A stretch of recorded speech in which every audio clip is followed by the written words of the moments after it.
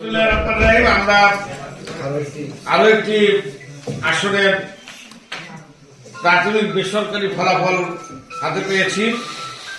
নির্বাচনী এলাকা নম্বর 65 Sirajganj 4 postal vote গণনা কেন্দ্র সহ মোট ভোট কেন্দ্রের সংখ্যা 148, ফলাফল প্রাপ্ত ভোট কেন্দ্রের সংখ্যা 148। প্রতিদ্বন্দ্বী প্রার্থীর নাম আব্দুর রহমান, ইসলামী আন্দোলন বাংলাদেশ। হাত পাখা প্রতীকে প্রাপ্ত মোট ভোটের সংখ্যা 2216।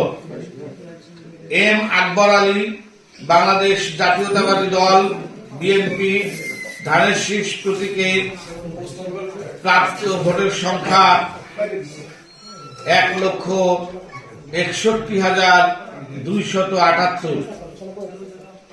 মোহাম্মদ আব্দুল হাকিম, বাংলাদেশের কমিউনিস্ট পার্টি, কাস্তে প্রতীকে প্রাপ্ত ভোটের সংখ্যা 695।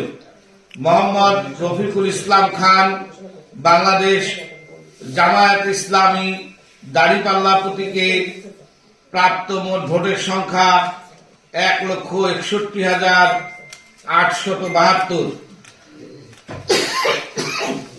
মোহাম্মদ হিলটন প্রামাণিক, জাতীয় পার্টি, লাঙ্গল প্রতীকে প্রাপ্ত মোট ভোটের সংখ্যা 1,213।